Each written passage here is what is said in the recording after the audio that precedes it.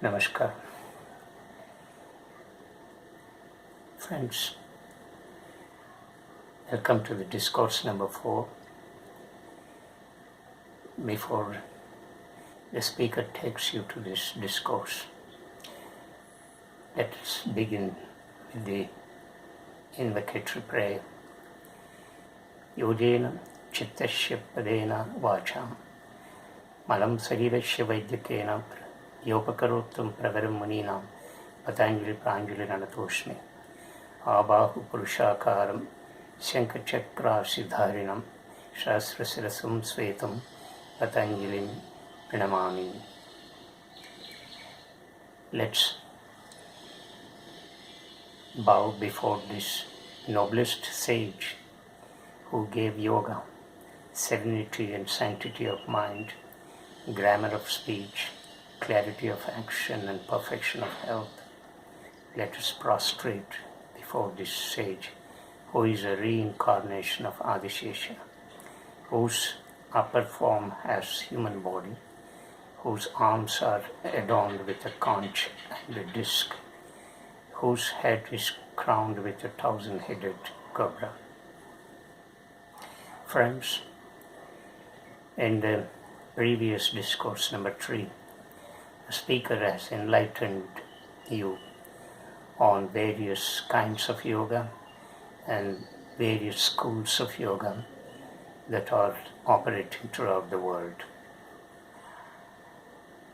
The speaker has also clarified the differences between the kinds of yoga and the schools of yoga, and the two broad kinds of yoga, Raja Yoga and Hatha Yoga. These two broad kinds of yoga are not two different kinds. They are not opposed to each other. They are not like two poles, but each one supplements the other. They are like two eyes, two legs, or two sides of the same coin. Both need to be combined or united or integrated in order to achieve greater results in yogic life. The one, Hatha Yoga, focuses more on the physical, the other, Raja Yoga, on the mental and spiritual. But sound health is needed in order to enter into the higher realms of yogic practice.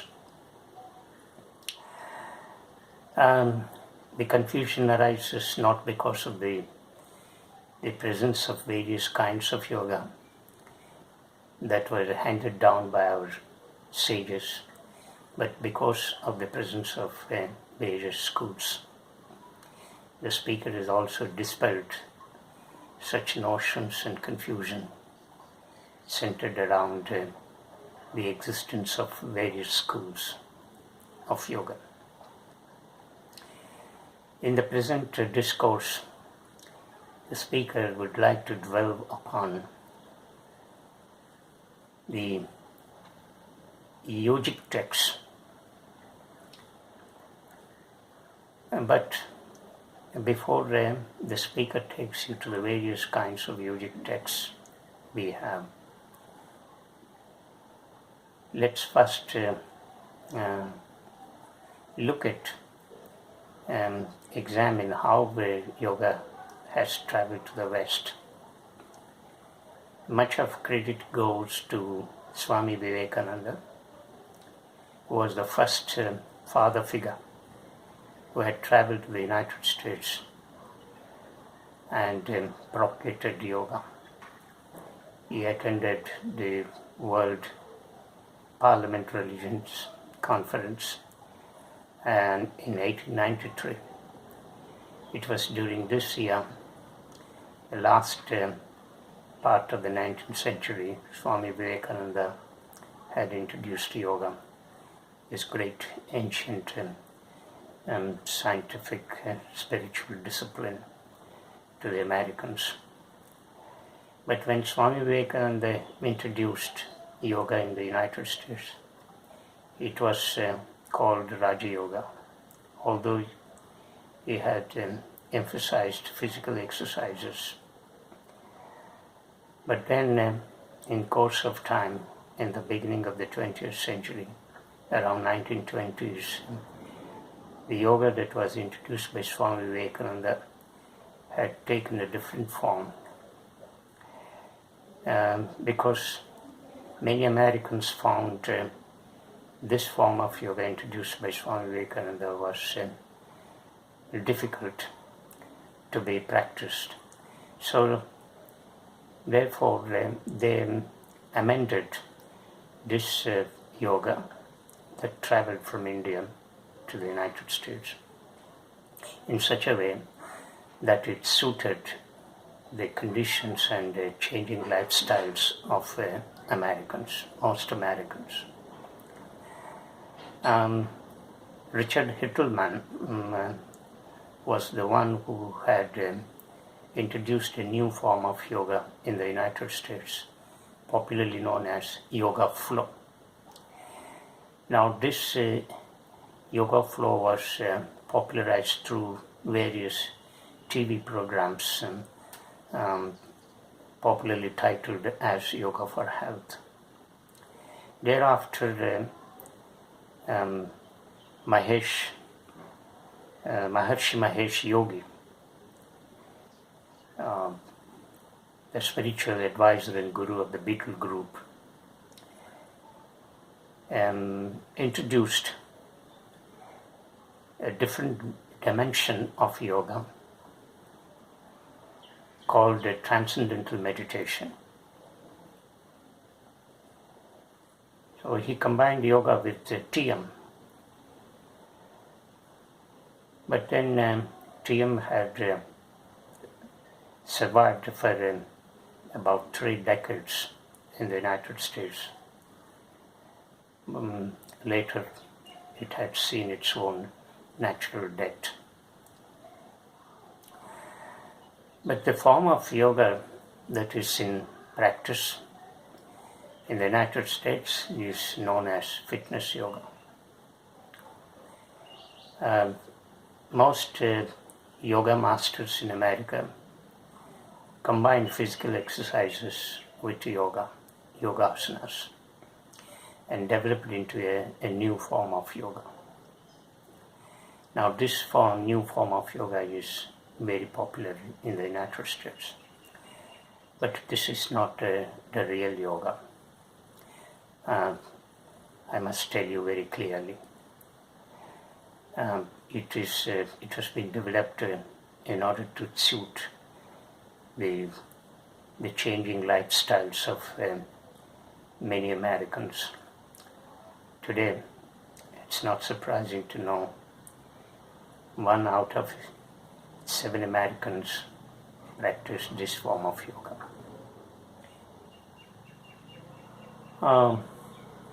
Let's look at the Yogic texts. Which of these Yogic texts is more authentic and comprehensive? How many Yogic texts we have? Which Yogic text is more expository? And which Yogic text is more original or authentic?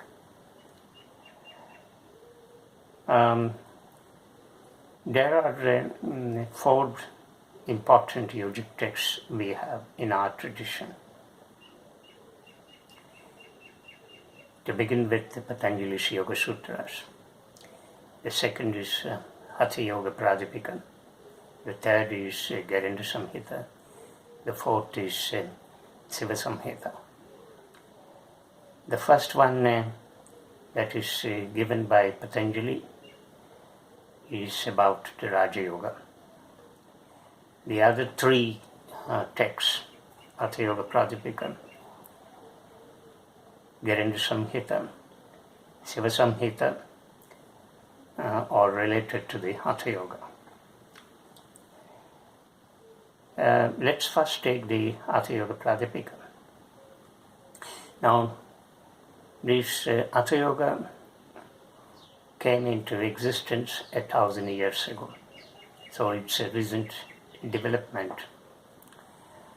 Unlike Patanjali's yoga, whose age time cannot be determined, although some scholars or yogis say that it is 5,000 to 6,000 years old. Anyhow, let's begin with the first Hatha Yoga text. Well, let's first know what is this Hatha. Hatha is a combination of two bija mantras, Ha and Ta. Ha represents the sun, Ta represents the moon. That is, Ha represents the heat, Ta the coolness. Also, in pranayama, these two are related to two nadis, Pingala and Ida.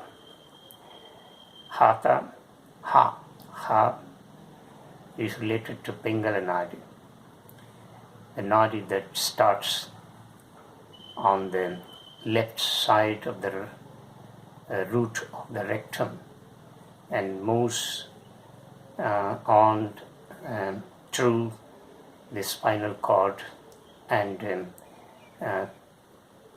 comes out through the right nostril. While the Ida nadi starts from the right root, right side of the root of rectum, called as Muladhara chakra, passes through the spinal cord and comes through the left nostril. So the left nostril represents coolness, the right nostril represents heat. Hatha Yoga Pradipika was considered the first authentic text on Hatha Yoga. Now this text was written by Svetam, who stands for one who is self-enlightened. Svetam was the disciple of Gorakhnath and Matsyendranath. These two evolved yogis had lived in the Himalayas, and these two evolved yogis had taught Hatha Yoga to their disciple Svetam, who had in turn compiled all these verses rendered by these two great yogis. Now this Hatha Yoga Pradipika contains 389 verses. This text has or deals with 15 asanas and 10 mudras and 10 pranayamas. Whereas the Gerenda Samhita text, which was rendered by Gerenda, a prominent Vaishnavite Bengali,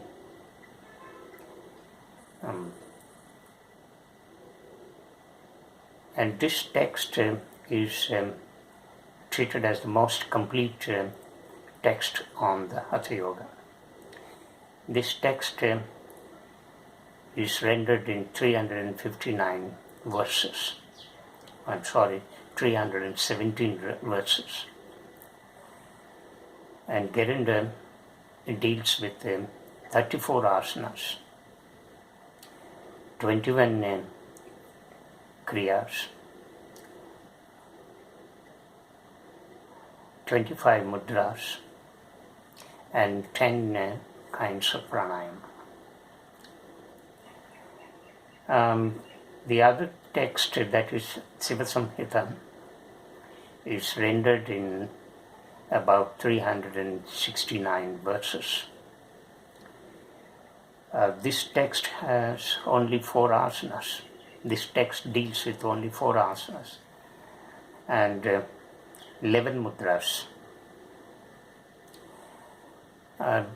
These are the 3 yogic texts on the Hatha Yoga. But the most comprehensive and complete text on Hatha Yoga is Geranda Samhita. This doesn't mean that the other 2 texts are insignificant, but Geranda Samhita is considered to be the most complete text on the Hatha Yoga. We will now move on to Patanjali's text called Yoga Sutras. Now Patanjali has developed his yoga and given it in these sutras, popularly known as Yoga Sutras. There are about 196 sutras.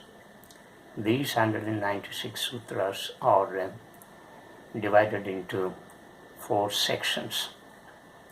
The first section is called Samadhipada, and this Samadhipada deals with what exactly Samadhi is and how it is to be attained, what are the obstacles that come while realizing this state of bliss, and what are the kinds of Samadhi, and which kind of Samadhi is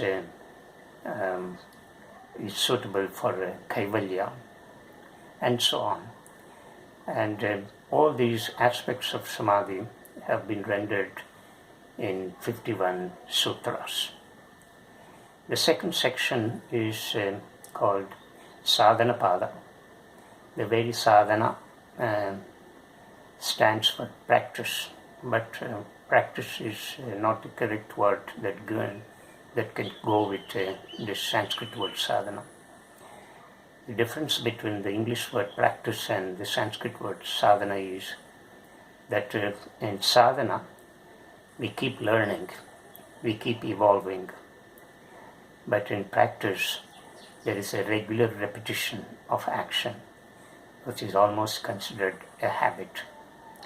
So I do not think practice is the right word for sadhana, but however, for convenience sake of understanding, we use the word practice, but sadhana seems to be more appropriate. So this second section deals with sadhanapada and how this samadhi is to be attained. So Patanjali prescribes the various steps, the ways as to how to attain samadhi. And these steps and ways are dealt with extensively in these 55 sutras. The third section is called Vibhuti-pada. Vibhuti-pada deals with various occult powers. In Sanskrit, they are known as siddhis. What are the siddhis that a yogi in his relentless sadhana gains? And are they useful to the yogi? Are they beneficial to humanity? How should the yogi go with these siddhis which he may likely to attain in his advanced sadhana? How catastrophic or fatal to the yogi when these are misused or abused. So these aspects are dealt with extensively in this third section called as Vibhuti-pada, and this Vibhuti-pada is rendered in 56 sutras. The last section is called Kaivalya-pada. Kaivalya means final dissolution, that is a total freedom from the cycle of life and death. Now, this Kaivalyapada is rendered in about 34 sutras. So, we have the 51 sutras, 55, 56 and 34, 196 sutras. So in all these 196 sutras, Patanjali has beautifully developed this yoga and given it to humanity. Now, what is sutra? Sutra stands for principle. We know very well in mathematics, for every problem we need to solve. And to solve such a problem, we need to apply a formula. And this formula is called principle. And this principle in Sanskrit is identified as sutra. Now, each sutra is like a formula. It works like a formula. And each sutra contains, or ranges. These sutras are rendered in Sanskrit, say the word range is between 5 and 8 or 10 maximum, not more than that. So each sutra contains not more than 10 Sanskrit words. But these Sanskrit words, these sutras, in precise, brief Sanskrit contain profound wisdom and knowledge. And each sutra works like a riddle, and it has to be unraveled. Each word in the sutra works like a mantra, and each word is like a riddle, and it has to be unraveled or deciphered in order to capture the essence of yoga, or in order to capture the essence of yoga rendered by Patanjali. It's very difficult to understand these 196 sutras because all these are in Sanskrit.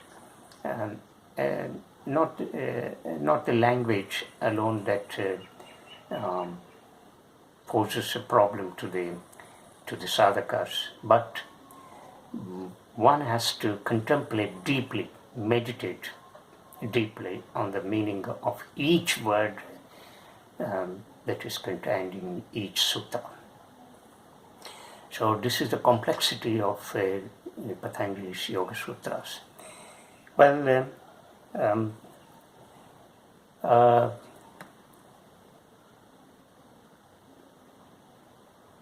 by giving the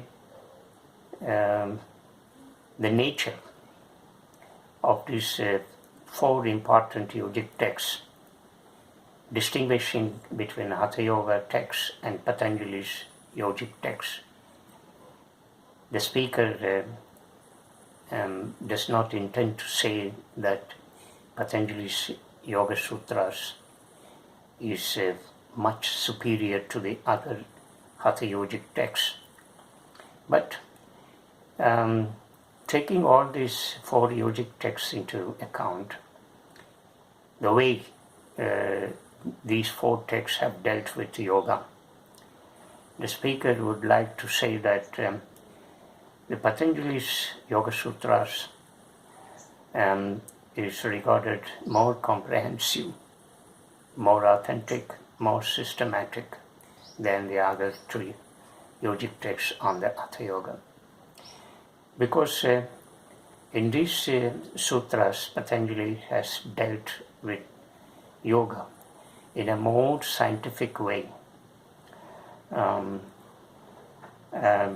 thereby treating yoga not only as an art and science, but also a religion by itself. So my next discourses would be more focusing on Patanjali's Yoga Sutras. As I have already said clearly that the other three texts on Hatha Yoga are not insignificant. They are very significant texts, and in fact Hatha Yoga practitioners in the world do follow these three yogic texts on Hatha Yoga. But however, in my next discourses, I would like to dwell more upon Patanjali's Yoga Sutras, because as I've already said, Patanjali has given yoga in a more scientific way. But while giving discourses, while explaining more about the sutras, I would also touch upon the other yogic texts on the Hatha Yoga. So this is enough for this discourse. Thank you very much for listening. Thank you very much. Namaskar. We will meet in the next discourse. Thank you.